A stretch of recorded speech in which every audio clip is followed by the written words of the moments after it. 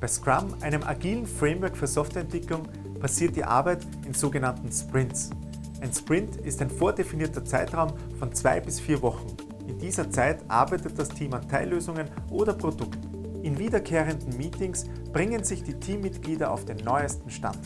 Zwischen den Sprints können Anforderungsänderungen berücksichtigt werden. Das stellt sicher, dass am Ende ein Ergebnis mit maximalem Mehrwert steht. Ein anderes Vorgehensmodell heißt Kanban und kommt ursprünglich aus Japan. Die gesamte Wertschöpfungskette wird im Auge behalten. Man achtet auf einen konstanten Fluss der Arbeitsabläufe. Durchlaufzeiten werden kürzer und Engpässe in einzelnen Teilbereichen werden vermieden oder rasch behoben.